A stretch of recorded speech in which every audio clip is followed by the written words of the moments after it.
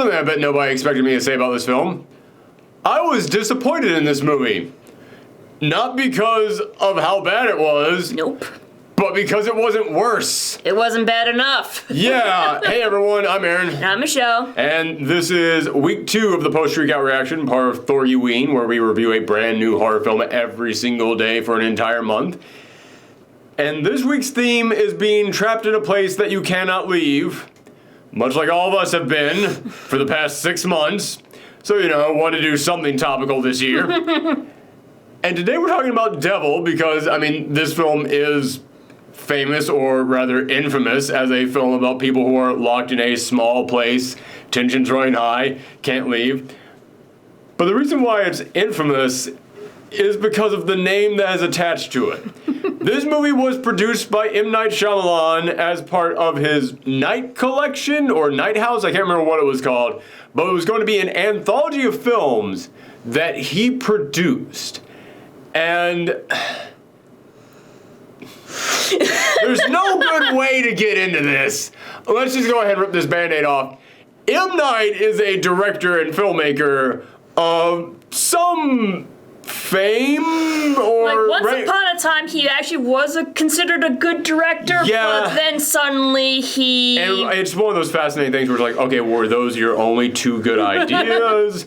Was it just that you had new ideas and we thought they were good at the time and they didn't age well? Because I gotta be honest with you, after watching Glass, I have been very interested in going back and watching Unbreakable, which I loved that film when it originally came out.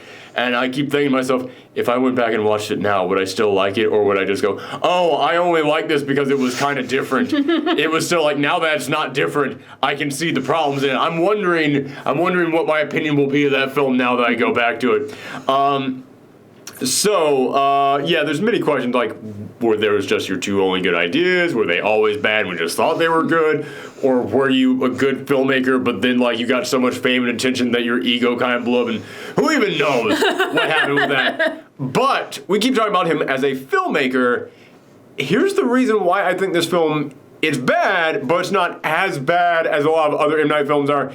And a lot of people kept overhyping how bad this was. I think it's because people wanted this to be bad. They really did, because it was M. Night Shyamalan, and this film came out at the peak of M. Night Shyamalan hate. Yeah. And for anybody out there who does not remember this, this is absolutely true.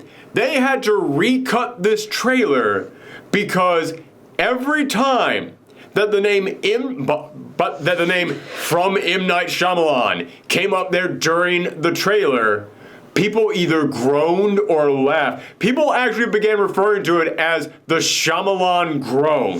That was actually the name that was going around the internet about this. And I can tell you, as somebody who worked in a theater when this trailer came out, that's all true. That was not something that people were overhyping. That's not something that happened once and then got blown out of proportion. Every single time that I was in a theater when that trailer came on, the entire audience just, or just started bursting out laughing. I remember once when that trailer came on and from M. Night Shyamalan, someone in the audience during the midst of a groan, there was groan started to die down, and then somebody went, "You ruined Avatar!" Honestly, I felt like Avatar was like the nail in the coffin. That was the one in which we went, okay, you have to go away. Yeah. Because I think Avatar came out, I think Last Airbender came out after The Happening. I can't remember because it was that 1-2 punch. Mm-hmm. That was the 1-2 punch because The Happening came out after Lady in the Water. And Lady in the Water was the one where people were like, oh, hold on. Because Signs had people questioning it a little bit. Because Signs was genuinely creepy up until it kind of fell apart at the end. Yeah. And people were like, I'm sorry, hold up. What was that there? And then Lady in the Water came out. I was like, okay, that was a little bit of a stumble, but we're back in there now. And then Lady in the Water was like, what the hell is this? I honestly enjoyed Lady in the Water just for how ridiculous it was. Yeah. But that was the one that made people start going, okay, what the hell is it? Yeah, okay, that's just weird. That's just some weird vision of his. But The Happening was like, he's returning to horror, and it's going to be R-rated? Oh, my God. Okay, we back in there. He stumbled a little bit, but we're back in there now, baby.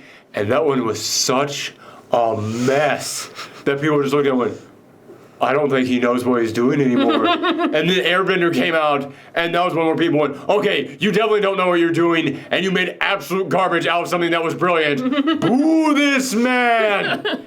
So yeah, that ruined his career there. And then this trailer came out, and they had to take his name off of it. And listen, yeah, I mean, I'm insulting the guy's work here, but he still has emotions, he still has feelings, and I hate doing this. He's still a person. He's still a person, so I do hate doing this. And all I could think when this happened was, man, can you imagine if you come in here and you're told we have to take your name out of the trailer because people hate you so much? Man, even if I hate his films, I feel bad for the guy. No one wants to see that happen. They had to take his name out of this. But here's the greatest irony of all this. And I think this is the reason why people overhype how bad this film is, and yet it still is kind of bad. It's because he did not write or direct this. He just produced it. He produced it, and producing it just basically means I found a writer and director who I like, and I'm going to give them my. And don't get me wrong, producers do often come in there and add their own little notes, say, well, we just want this to change, make that happen in the script instead. So they will alter these things a little bit. They do have some say in these things. But they don't have as much say as if they're writing or directing it.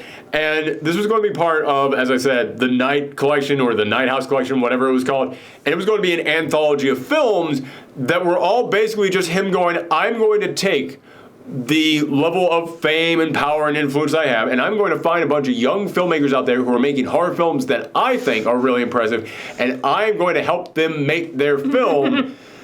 And it's like, all right, who wants to make a film? You do, with M. Night Shyamalan. Everybody who wants to make a film with M. Night Shyamalan, step forward. Congratulations. What, me?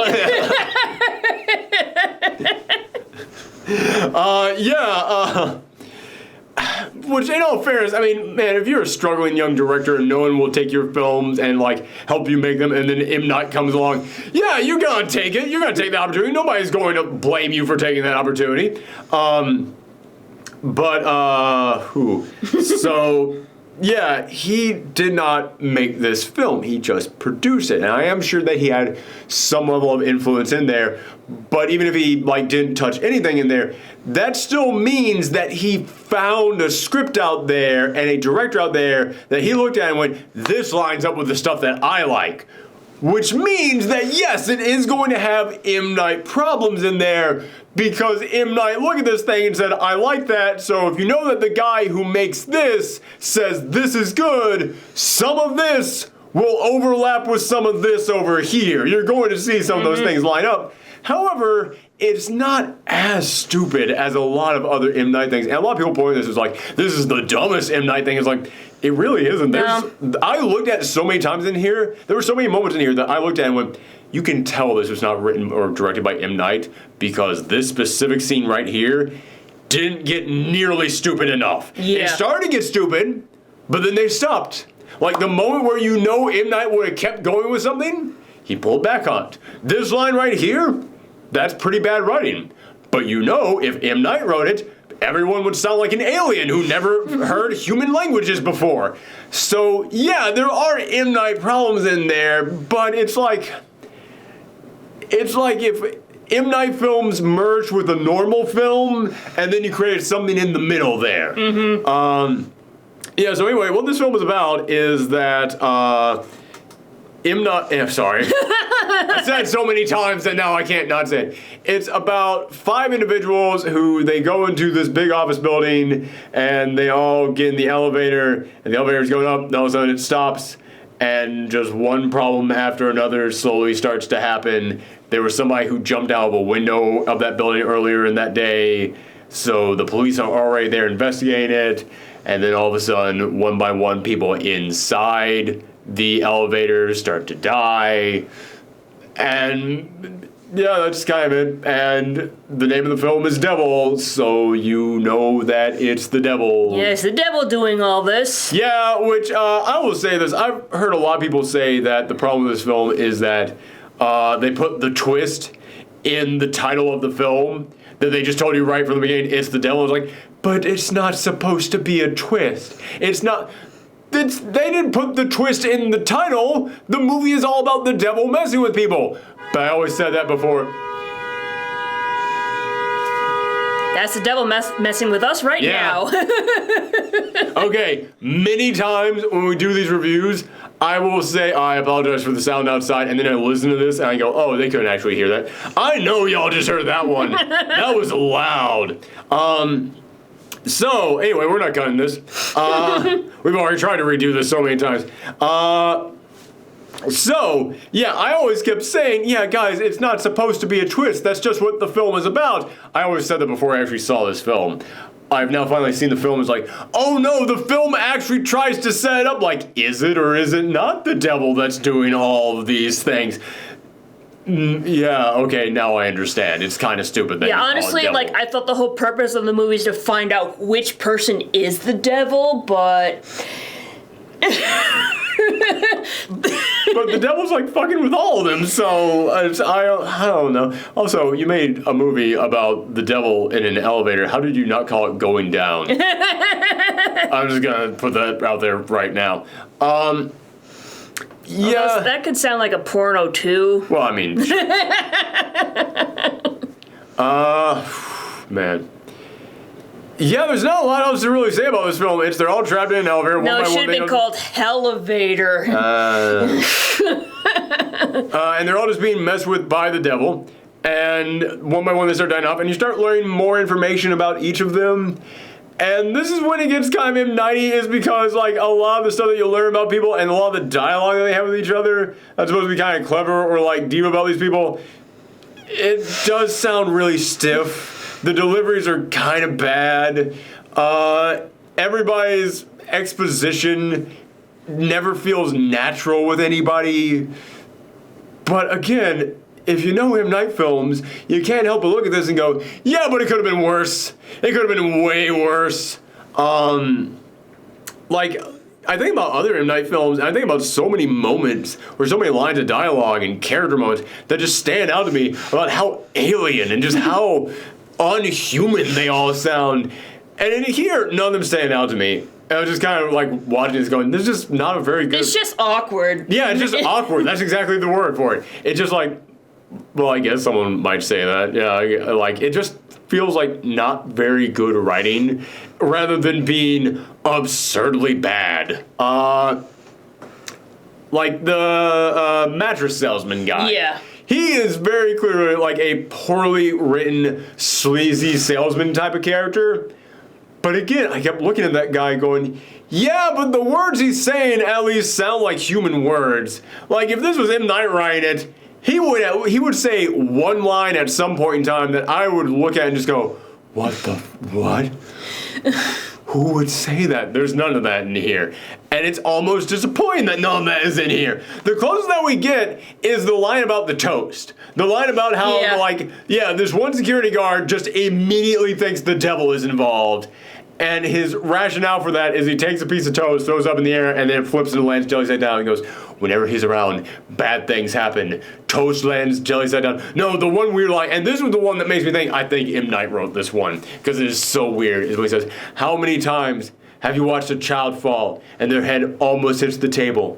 When he's around, toast lands, jelly side down, and which implies that if the toast landed, like, not jelly side down, you'd still eat it off the ground, which has always been a weird thing to me. But he says toast lands jelly side down and children hit their head on tables. And it's like, doesn't it feel more like how many times the child almost hits their head on the table? Like, that's kind of like a sign that like the other guy is here or something, like, because that feels like somebody stepping in and preventing a thing rather than somebody making the bad thing happen. Yeah, that's the line that made me go, what? No, like, I think that's the one line, what? No! That's the one line that makes me say, yeah, that was M. Night. He had to have popped in here and went, let me just add a little something in there for you. Like, the toast thing wasn't enough. You need to add the thing about the children. The thing about the child, like, everybody points at the toast line. I think the child one is weirder because the toast one's like, okay, well, that does seem weird, like throwing toast up and it just happens to always flip over. But you even specifically say, how many times have you seen a child almost hit their head on a table? that kind of implies that that's an oddity that continuously happens, that children almost hit their head on tables. Like, no, what you just described is law of statistics. You just described law of probabilities, that eventually it would happen. Like, eventually it would have to happen. So that's not a sign of the devil. And, like, the thing that we're supposed to be, and the thing that kind of makes this feel almost like a waste is that as the film goes on, yeah, we all know that it's the devil. It's in the title, but we're following a police detective. And the police detective, of course he doesn't think it's the devil, so he's trying to figure out who in there is actually murdering the other people in there. And that's where the biggest problem in this entire film comes in. It's that, yeah, you gotta admit, the police detective would not think it's the devil. The police detective would, of course, not come in here and go, well, of course, it's obviously the devil. We need to call a priest in here right now. He would think that someone in that elevator is murdering people. So it's him, for like half the film, investigating the motives of these people, why one of them would want to kill the other people in there. And I was looking at this, and I kept thinking to myself, you know what? There's some interesting information that we're finding out about these people. There's a few twists and turns in there. There's one pretty good reveal about the security guard there at the end that made me go, oh man, if this wasn't the devil, this actually would be a pretty interesting thriller. Yeah, honestly, the devil is kind of like what ruins He kind of does. Like, it does not... He makes this toast land jelly side down. He ruins this thing. Yeah, like if you take out like the supernatural stuff and just have it be like a murder mystery or something, then someone it'd be way more interesting. Yeah, it actually would kind of be interesting if this was just like a crime thriller. And like I said, there is a reveal that gets made about we're going to go ahead and spoil stuff in here. It's on HBO Max if anybody wants to watch this. But yeah, one of the people in there, she married this rich guy, and it's kind of implied that she's going to leave him and take all of his money. And she's got a long history of doing that exact thing. And they find out that the guy who she's about to divorce owns the security agency, owns the security temp agency that the security guard who's trapped in there works for. And the police detectives bring up that years ago there was this guy who killed a bunch of people at random, and one of the people they killed was his wife, so that way they could make it look like it was just a random shooting and no one would suspect him of killing his wife. They look at that and go, oh, he's killing all the other people in the elevator, so that way, if he kills her, no one would think that he has motive. And I looked at that and went, that's actually, for like a crime thriller, that's actually kind of a good reveal and a pretty decent twist here at the end. But no, it's the devil. Oh, man. Oh, devil. So yeah, I'm trying to think of other things to say about this film, but I think we've pretty much covered it all. Anything else that you want to add in here? I feel like there's more to this film. I mean, stuff does happen outside the elevator, but it's not really important to the plot itself. Yeah, and that's really disappointing because I did enjoy seeing like how people are trying to like fix the elevator and trying to rescue these people. I kind of enjoyed that too. I did.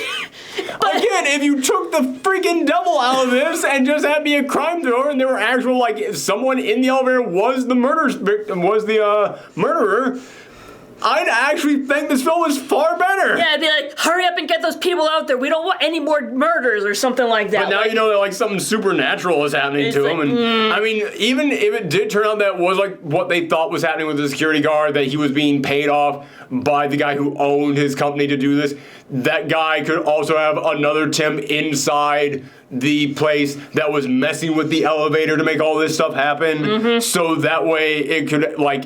it would actually play out like all the weird supernatural things that you thought were happening actually could be explained by something. Man, yeah, it is so... maybe that honestly is what M. Night did. Maybe that was the thing that he added in here. Like the devil, he added the devil. He added the devil and devil. Yeah, maybe that's what it was. Because, I mean, when you think about the dumbest thing in here, it's the toast and jelly line and the babies almost hitting their head on tables line. So, I mean, I kept saying, well, that seems like the one thing that M. Night definitely had to have added here. It's like, well, maybe he had the entirety of this. That security guard, all that stuff. Maybe it was all him. Because there's so many other things in here with, like, the whole detective thing that actually is kind of interesting, but we know it's all for nothing and none of it matters because it's not that. We know what it is. Yeah, man, this is a weird one. Weird and disappointing. It is very disappointing, and it's upsetting, honestly, because you look at this and you go, I bet that this filmmaker and this writer had given their stuff to a better producer, somebody who actually looked at it and went, okay, I'm going to tell you what you actually need to do on this. It actually could have turned out well. Yeah. Or they should have just gone full M. Night Shyamalan and be like a dumb entertainment or something. Yeah, like, it's right there in that middle. It's just, it's another disappointing sandwich is what it is. It's just, somebody just gotta give them, oh no, I asked for no mayo, It's like, we keep using, like, food for animal. People have always told me I use food as a metaphor constantly. So it's like, good food should be like a gourmet dinner, bad food should be like leftover like frozen pizza or some shit, and then like average should be like boring sandwich or something. Well, yeah, I always use food as a metaphor because food is the most relatable thing on the planet. Like, we all know about food. It's part of our survival. We all know about. Everybody out there has had a bad sandwich that they had to eat. That's what this is. Like, well, yeah, I guess it's providing me with protein. I don't want to keep eating this, but I'm gonna. Yeah, but that's it. This was what, day 3 of the Trapped in a Place theme of the Thorgy collection. So come back for day 4, in which we talk about another film about someone who was trapped in a place, and I can't remember. Oh yeah, I remember what the next one is. It's better than this. Had to double check there for a second. Okay. All right, come back then, everybody. Bye. Bye. And happy Halloween. Yes, happy Halloween. Got it.